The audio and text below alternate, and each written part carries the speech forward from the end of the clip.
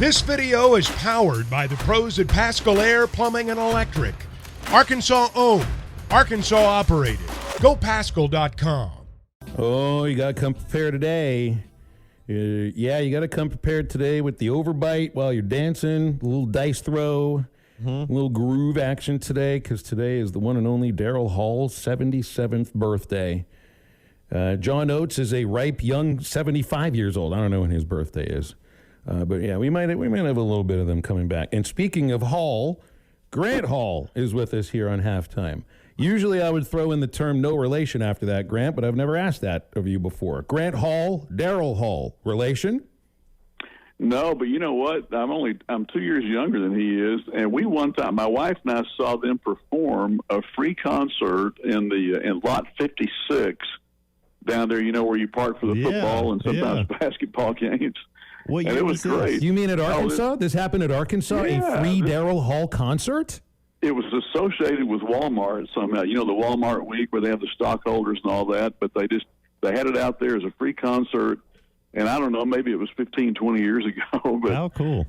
It was fun. You know, tomorrow night Sting's coming to the app, so we're looking forward to that. You're going to be there? Oh, yeah. That's outstanding, man. Well, Sting can't be... I mean, he's got to be, I guess, a little younger than Daryl Hall, right? Because the Police and Hall & Oates kind of got popular around the same time. I think Hall & Oates a little earlier than that. Yeah. They've been around a while, all of them. All right, well, that's good. That's good.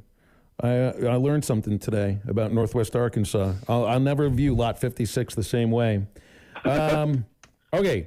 Let's talk a little Arkansas golf, the Stevens Cup. Women's team finished 6th, men's team finished 7th.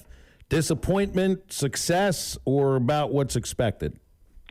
Well, I'm sure both were hoping to get to that Final Four where they could play some match play today. But really, I mean, I saw where the men, that was their 8th best finish in a tournament in relation to par.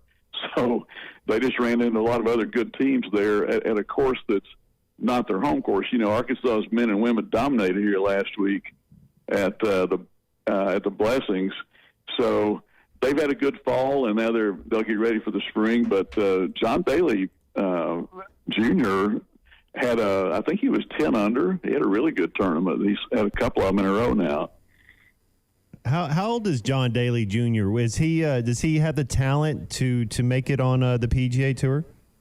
You know, Matt, it's interesting. He's redshirted essentially 2 years before this one. One's a COVID year, so it's the first year he's really played. So I guess that would make him about 20.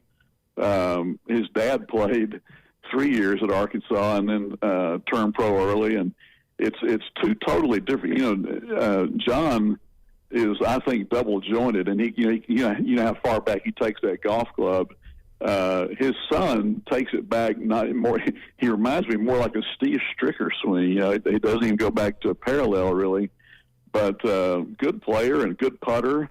Got a chance. It's hard to project these college players, but he's had the benefit of playing in those fathers. So he told me he thinks they're going to play the father-son this year. You know, his dad's had this bout with colon cancer, but I think he's doing okay. He played last week, I think. So, and the women are great. I mean, this Marin kid is going to be here 4 years.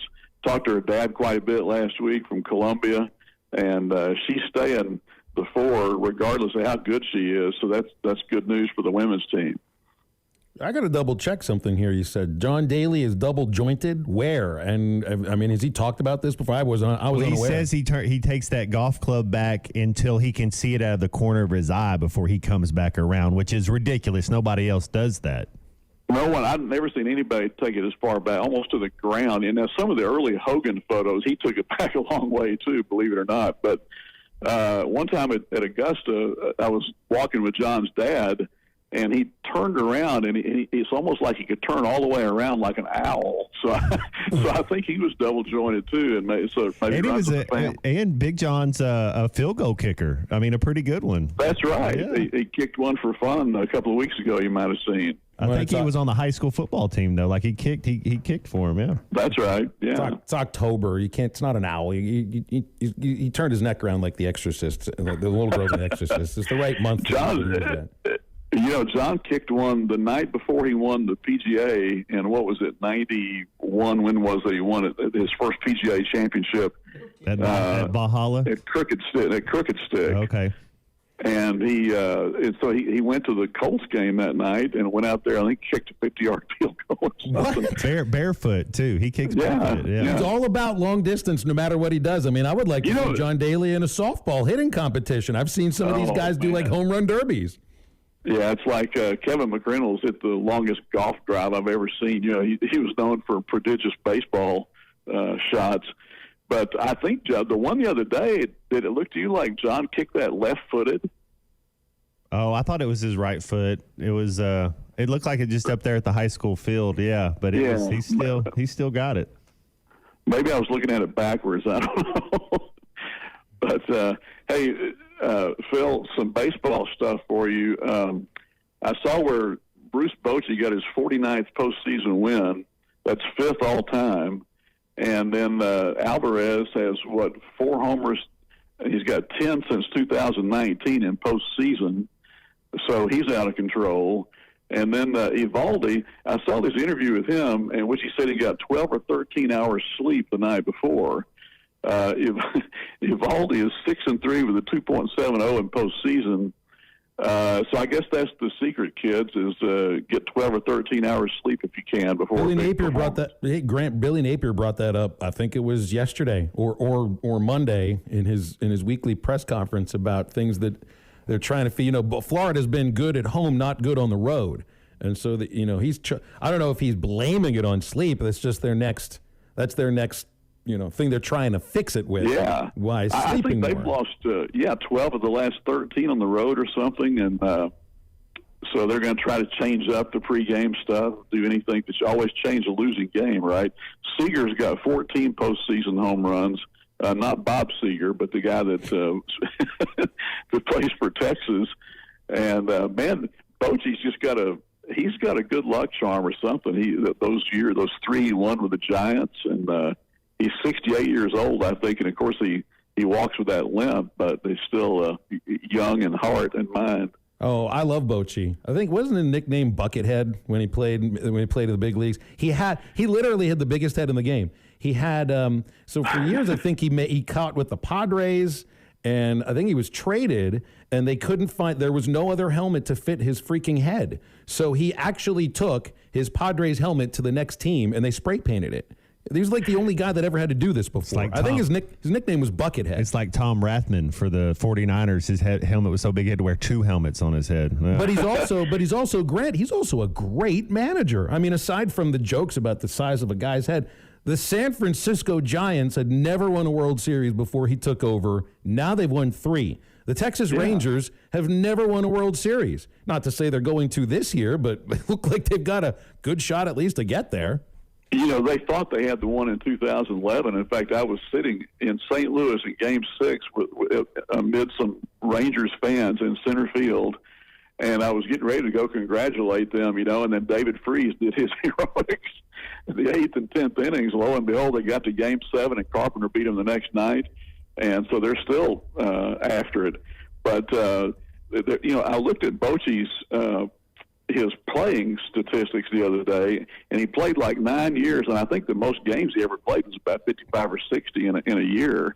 Just really kind of a backup catcher, I guess. That's true. But yeah. That's exactly true. And so often we'll think about the catchers that made their mark as managers in the major leagues, and like you think of Joe Torre. Torre also played third base. He never backed up. Torre was a really good major league player. But you're right. Bochy was like a career backup who's turned himself into, I would say, he's a managerial legend. If you've won 3 World Series, Grant, chances are you're going to the Hall of Fame as a skipper. I think so. Torre at 362 for the Cardinals one year. Just kind of an amazing stat when you look at averages today. Of course, they didn't. Everybody wasn't playing up the middle back then to rob base hits. So, all right, let's see. If you're trying to end streaks of some sort, how does Arkansas end a 16-game losing streak to Alabama when nobody's giving you a chance? I will say this: like the last time nobody gave Arkansas a chance to win, it was on the road at LSU, and they came pretty close in that game. No moral victories as far as we're concerned. This feels like a little bit of a different animal than 2 weeks ago in Baton Rouge, though. Sam Pittman said Monday, I think we can play with anybody. He said last time down there was a 7-point game. Someone asked me at the golf course yesterday, well, Arkansas's got to play a perfect game pretty much. But at what point, guys, is enough? 16 straight games. Like I saw this stat today in the battle for the Little Brown Jug, Minnesota has beaten Michigan has beaten Minnesota 43 of the last 47 games. Well, that's not a rivalry anymore. That's just a game on the schedule. And you look at but Matt, Arkansas has turned it around with Texas. Arkansas has beaten Texas 5 of the last 7 times, I think. And you would have never thought that when it was 55-20 or whatever the rivalry was. So maybe, these things can change. Saban can't coach forever, can he? He'll be 72 on Halloween, I saw. So, but no one gives Arkansas a chance. I saw they went from 20.5 to 19.5 underdog, I guess, today. So maybe somebody saw something. But I think that this is a better Arkansas team than this schedule gauntlet they've gone through would lead people to think. They've played close on 3 of these games, really. So who knows? That's what I kind of asked Phil yesterday. And yeah, I think we're going to have to play a good game, but that's okay. We know that. We're going to have to play a really good game on offense and be more consistent and have a little momentum. That being said, Grant, we're not getting blown out. We're keeping it close. I think we're closer than what maybe the outside media is giving us credit for. It's not like we're getting beat 45-6 every week. Yeah, it was a 7-point game last week, and the disappointing part of that was you led in the fourth quarter and couldn't hold it. And as well as the defense played, there was that one 50-yard touchdown drive where they went pretty quickly through Arkansas. But for the most part, the defense, I think, has played really well this year to the point where people are starting to talk up Arkansas's defensive coordinator as a possible head coach candidate. Oh, absolutely. He's a head coach candidate. I hope he stays here for another year and we get some offensive linemen, get this figured out and have a good year next year. The thing, though, is as good as the defense has played and as good as they were against Ole Miss, and you pointed it out, they did have the lead late against Ole Miss, but by that point, they were down to some second and third stringers because of injuries. Right. I worry about that they're going to be down to some of those same guys to start this Saturday against Alabama. Yeah, Sam mentioned 5 guys on 5 new ones, I guess, on the injured list Monday. Now, 2 of those I saw have practiced. Probably the others can't play, and I'm not even sure those 2 can, because I think you've got some concussion protocol in there and so forth. But, Sam once famously said, all we need is what we got, or what was that phrase he said? All we have is all we need. I think that's what he said. So it'll be kind of like that when they go to Alabama. And, who knows, maybe the 11 o'clock, maybe they'll miss their wake-up call for a change. I didn't think Ole Miss played very well last week, and, up to their potential. And so that, you could have taken advantage of that. You didn't. And now then this Alabama team, statistically, they're about 3 glaring categories where they're not very good. They've given up sacks, as Arkansas has, and they're down the list in some things they aren't usually. So right now, it looks to me like Alabama against Georgia again, and for the championship, with Georgia probably a pretty heavy favorite if things kind of continue the way they are. Yeah, it is trending in that direction. There's no doubt, Grant. And one thing I'm expecting, and our segment coming to an end here, and I think Saban's going to take their field goals when they get the chance. I think he's going to trust his defense. They've only gone for 1 4th down this year. I think he'll be happy to play field position if it does come down to that. And Arkansas's got a great kicker too. That's one thing that'd be nice to, if he had a chance for a game winner at some point. Grant Hall, you make my dreams. I appreciate you. Thanks for coming on today.